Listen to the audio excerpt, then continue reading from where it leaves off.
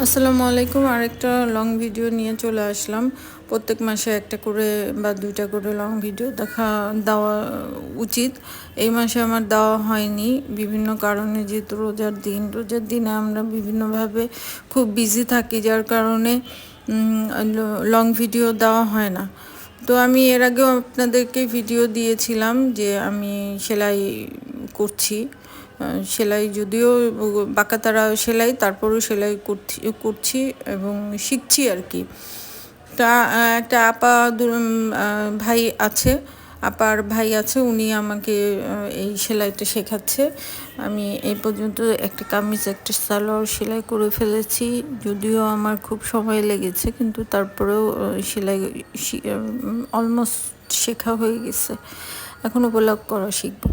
আসলে যে কোনো কাজ করতে গেলে, বিজনেস করতে গেলে নিজের সেই বিজনেসটা সম্পর্কে ভালো মতো জ্ঞান থাকা দরকার। যেমন টেলার্স চালাতে হলে আপনাকে কাটিংটা অবশ্যই জানতে হবে, সেই সাথে সাথে সেলাইটা সম্পর্কেও কিন্তু আপনার মোটামুটি জ্ঞান থাকতে হবে। আমি সেলাই জানি, কিন্তু আমি হাত মেশিনের সেলাইটা আমি ভালো করতে পারতাম।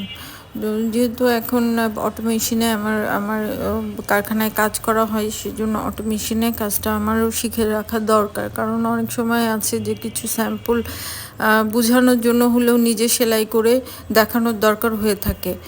তখন দেখা যায় যে আমি বুঝাতে পারলাম না, মুখে বুঝাতে পারলাম না, আমি হাতে সেলাই করে দেখালাম যে এটা এভাবে সেলাই করতে হবে।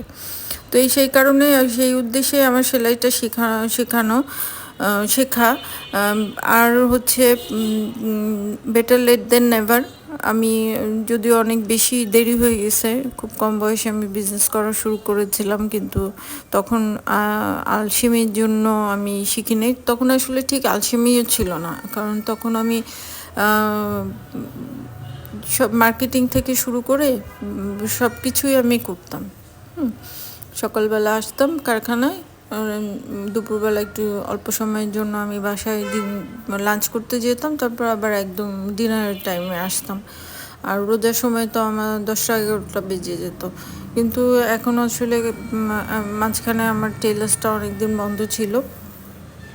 তো টেলার্সটা চালু করতে করতে একটু দেরি হয়ে গেছে, আমি কাটিং মাস্টারও পাইনি। তো এই জন্য ভাবলাম যে আমি নিজেই কাটিং সেলাই দুটাই আবার প্র্যাকটিস করে আমার অনেক অনেক ডিজাইন আছে যেটা হচ্ছে কাটিং মাস্টাররা বুঝতে পারে না, তখন আমি কেটে দেখালাম। তো এই হচ্ছে ব্যাপার। আমি শিখছি, মোটামুটি শেখাও হয়ে গেছে।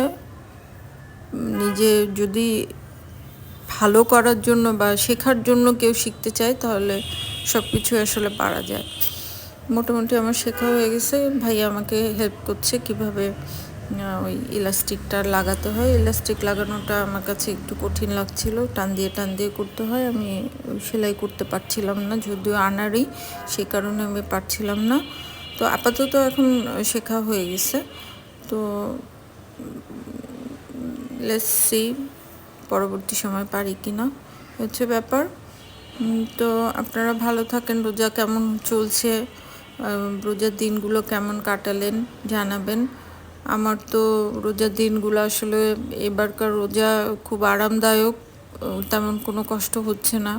আমি তো সেহরি কখনো খাই না, না খেয়েই রোজা রাখি। কিন্তু আসলে এ বছরটাই কেমন জানি একটু অন্যরকমভাবে শুরু হয়েছে আমার, যার কারণে আমার রোজাটা তেমন, মানে অন্যান্য বারের চাইতে একটু মলিন